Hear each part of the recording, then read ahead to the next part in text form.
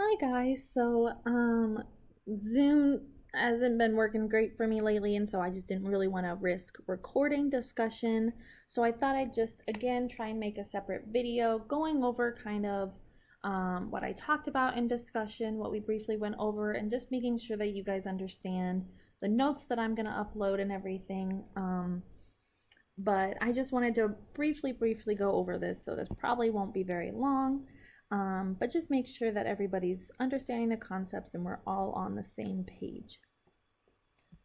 So when we're talking about antiderivatives and indefinite integrals, we're basically looking at kind of doing the opposite of everything we've learned so far. So if we're looking here at when we have the power rule, this is your standard power rule.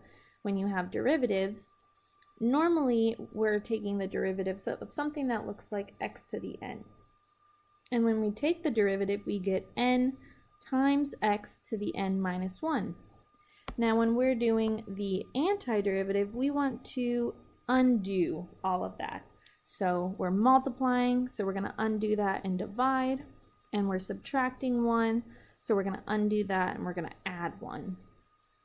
So that's kind of a way to remember how you come up with this formula. We're undoing this multiplication, so we're dividing here, and we're undoing this subtraction, so we're going to add. And then, because when you take the derivative of a constant, some constant, doesn't really matter what it is, it equals 0. We don't know if there was some constant here, so we're just going to add that on just to be safe. So that's why there's that plus c there. Okay, and then with the integral of e to the x, we know that the derivative of e to the x is just itself. So then the exact same thing is true when you're going in the opposite direction. It's just going to be itself again, and then that plus c. Don't forget that plus c. It's very easy to forget, and it will lose you points. And then this one is probably the weirdest one because it doesn't look exactly like something we've seen before in its normal format. But when you remember, because remember what our three functions were for derivatives, we had derivative of x to the n, derivative of e to the x, and derivative of natural log of x. Those were our three functions, the three main ones that we worked with all of the time.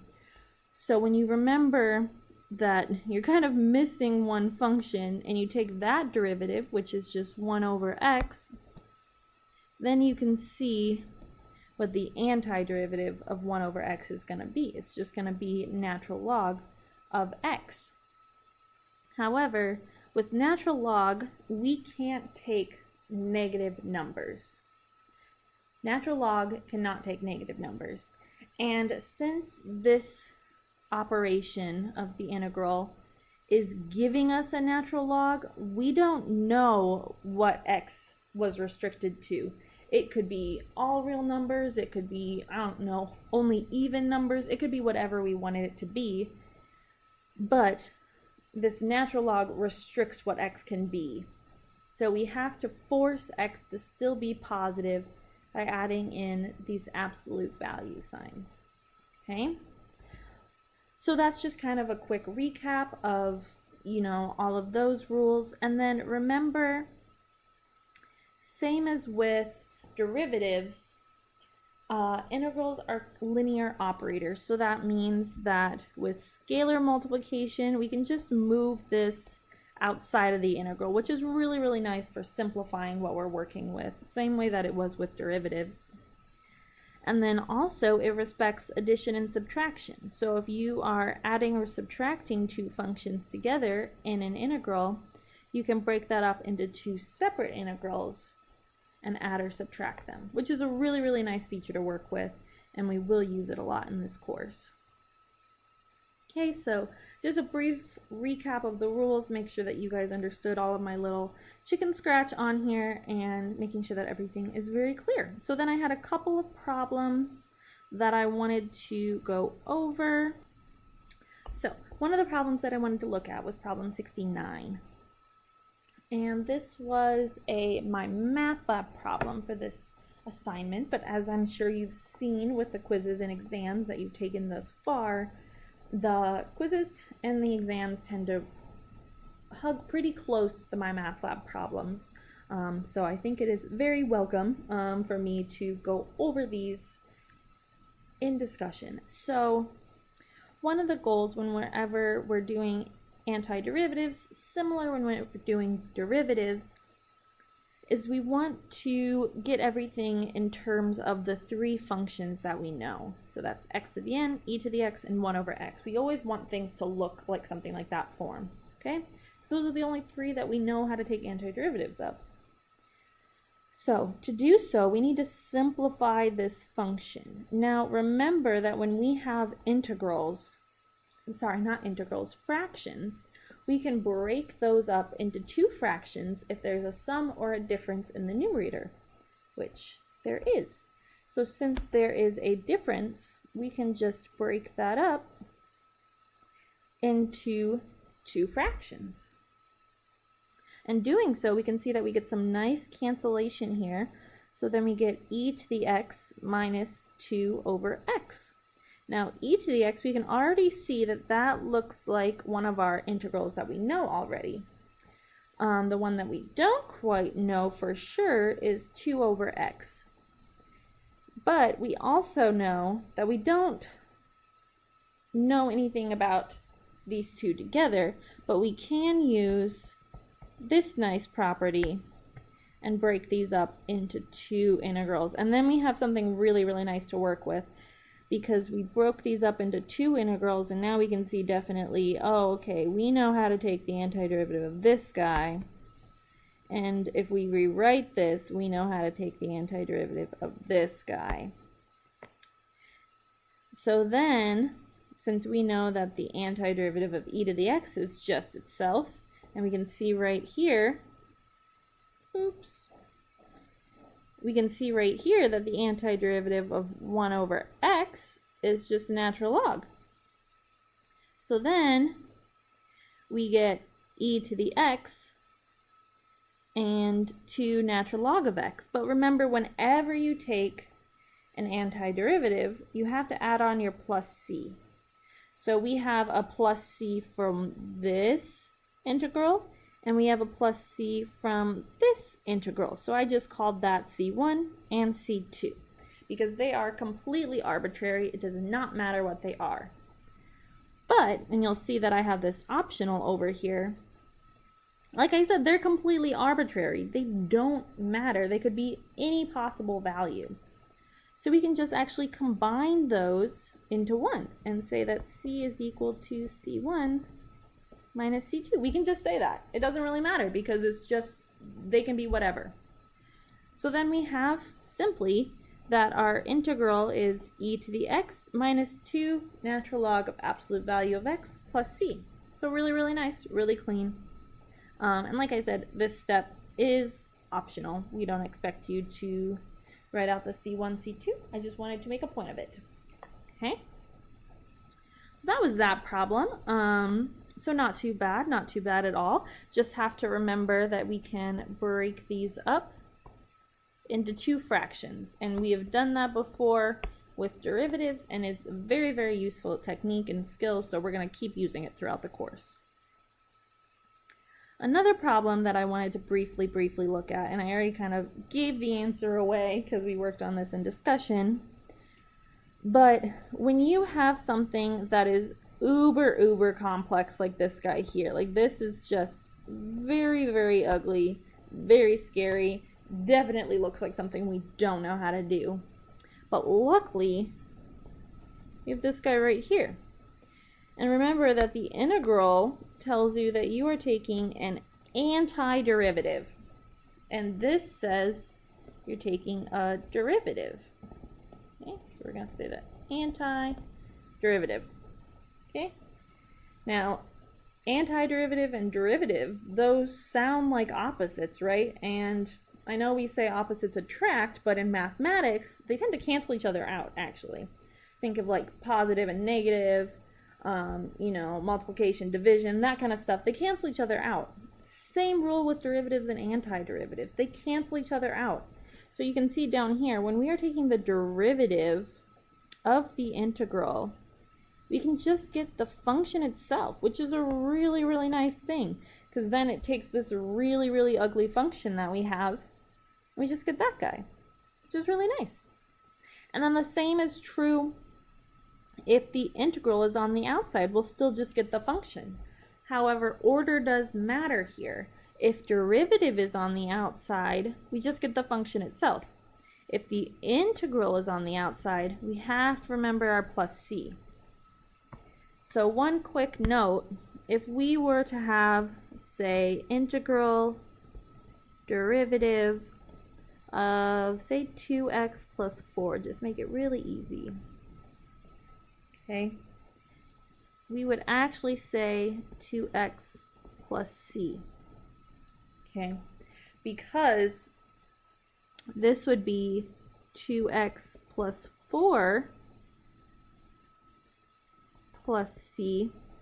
We can just, since that c could be anything, we can just group it together with that 4 to get 2x plus c. So that's one small thing to note. Okay, so if you ever see something that's really ugly, really complex, there might be some really quick, theoretical, fundamental thing that you're forgetting that would make it a lot easier. So just kind of keep that in the back of your mind when you're going through problems. The last thing that I had wanted to look at was, they're called differential equations. Okay, so it's when you're given a derivative, you're given an initial condition of some kind, and you want to find the function itself. Okay, the actual function without the plus c.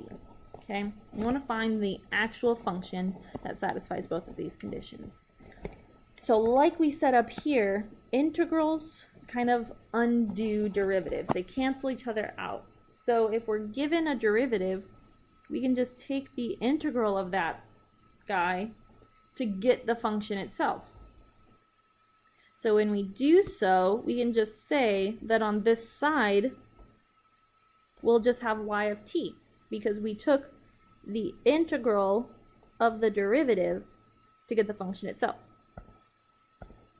Okay, and then over here, we're going to use our integration skills from way up here to rewrite this guy, oops, went too far, as 6 integral e to the t dt minus integral 7 dt.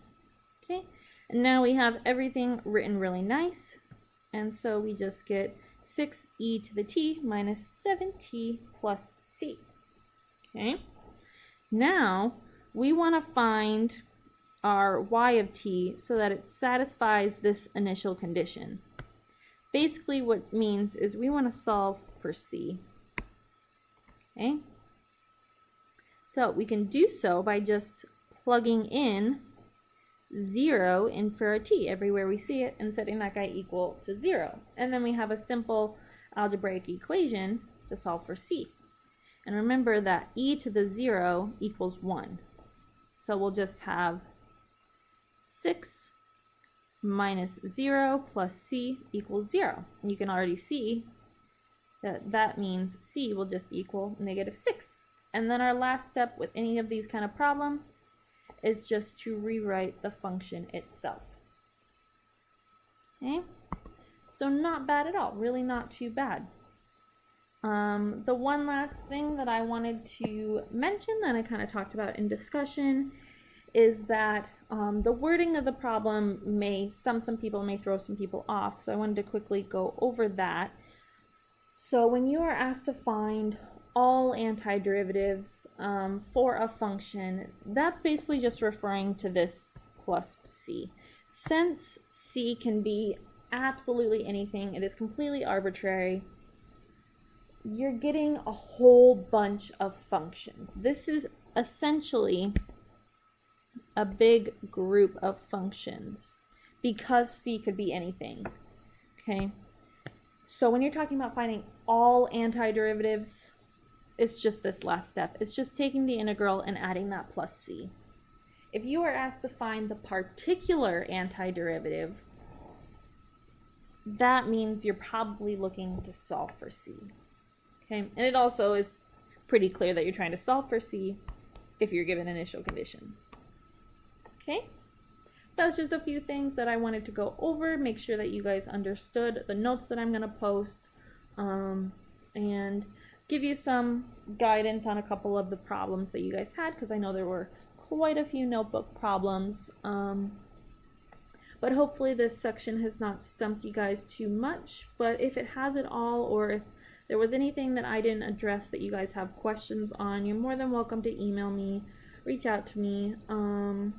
It's getting lonely, not having office hours, not having anyone come to office hours or anything. So please, if anything has come up or anything, you're more than welcome to reach out to me and ask me for help, and I will do my best to help you guys via office hours or via email if we can. So have a good rest of your day, and I wish you guys luck on the quiz. Hi guys, so I just had a couple of questions that I wanted to ask you guys, mainly just to get some feedback from you on how the class is going, what you're liking, what's working, what isn't, kind of thing. Because from my end, I'm not getting a lot of feedback. And so I just want to kind of know where you guys are sitting and what I could maybe improve on to better help you guys. So I have a quick little poll, quick little rating at the end, and basically it's 1 to 5. 5, you really like it. 1, it's not working for you at all. And if that is the case that you're doing, 1, 2, honestly even 3, please reach out to me and give me a little bit more specific feedback on what I could be doing better to help you guys. But basically, I'm just asking, are you liking the PDF notes that I'm posting online from discussion? If you attended the Zoom meetings, did you like those? What worked, what didn't? Or do you really prefer the recorded videos that I just have been doing a little bit lately because Zoom hasn't really been working for me? Or finally, if you're liking the WOW courses page, just a little bit of feedback from me. I would just really appreciate it, because I really want this class to be for you guys, and want to make sure that I'm doing everything I can to get you guys to succeed and do really well in the course. So that is all I have to say. So if you would take the time to just answer there's 4 questions. If you would take the time, I would really appreciate it. Thank you.